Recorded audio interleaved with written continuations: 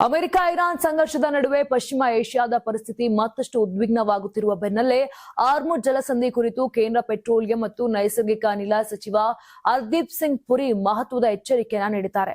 ಒಂದು ವೇಳೆ ಯುದ್ಧ ದೀರ್ಘಕಾಲ ಮುಂದುವರೆದು 2027ರ ಮಾರ್ಚ್ ವರೆಗೂ ಆರ್ಮುಜ್ ಜಲಸಂಧಿಯ ಸಂಚಾರಕ್ಕೆ ಅಡ್ಡಿಯಾದರೆ ಜಾಗತಿಕ ಆರ್ಥಿಕತೆ ಗಂಭೀರ ಹೊಡೆತ ಅನುಭವಿಸುವ ಸಾಧ್ಯತೆ ಇದೆ ಅಂತ ಹೇಳಿದ್ದಾರೆ. ಇನ್ನು ಸುದ್ದಿವಾಹಿನಿಗೆ ನೀಡಿದ ಸಂದರ್ಶನದಲ್ಲಿ ಮಾತನಾಡಿದ ಹರ್ದೀಪ್ ಸಿಂಗ್, ಪಶ್ಚಿಮ ಏಷ್ಯಾದ ಸಂಘರ್ಷವು ಕೇವಲ ಪ್ರಾದೇಶಿಕ ಸಮಸ್ಯೆ ಆಗಿಲ್ಲ. ಜಗತ್ತಿನ ತೈಲ ಸಾಗಣೆಯ ಪ್ರಮುಖ ಮಾರ್ಗವಾಗಿರುವ ಆರ್ಮುಜ್ ಜಲಸಂಧಿ ದೀರ್ಘಕಾಲ ಅಸ್ತವ್ಯಸ್ತವಾದರೆ ಕಚ್ಚಾ ತೈಲದ ಬೆಲೆ, ಜಾಗತಿಕ ವ್ಯಾಪಾರ ಮತ್ತು ಸರಬರಾಜು ಸರಪಳಿಯ ಮೇಲೆ ವ್ಯಾಪಕ ಪರಿಣಾಮ ಬೀಳಲಿದೆ ಅಂತ ಎಚ್ಚರಿಸಿದ್ದಾರೆ.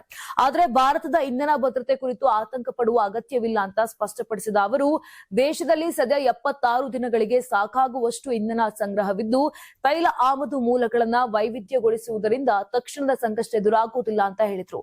ಭಾರತವು ಗಲ್ಫ್ ರಾಷ್ಟ್ರಗಳ ಹೊರತಾಗಿಯೂ ಹಲವು ದೇಶಗಳಿಂದ ಕಚ್ಚಾ ತೈಲ ಆಮದು ಮಾಡಿಕೊಳ್ಳುತ್ತಿರುವುದರಿಂದ ಪರಿಸ್ಥಿತಿಯನ್ನು ಸಮರ್ಥವಾಗಿ ನಿಭಾಯಿಸುವ ಸಾಮರ್ಥ್ಯ ಹೊಂದಿದೆ ಎಂದರು. ಇನ್ನು ಅಮೆರಿಕ ಇರಾನ್ ಸಂಘರ್ಷದ ಪರಿಣಾಮ ಪಶ್ಚಿಮ ಏಷ್ಯಾದಲ್ಲಿ ಅನಿಶ್ಚಿತತೆ ಹೆಚ್ಚಾಗಿದ್ದು, ಆರ್ಮುಜ್ ಜಲಸಂಧಿಯ ಭವಿಷ್ಯ ಜಾಗತಿಕ ಆರ್ಥಿಕತೆಯ ಪ್ರಮುಖ ನಿರ್ಣಾಯಕ ಅಂಶವಾಗಿ ಪರಿಣಮಿಸಿದೆ.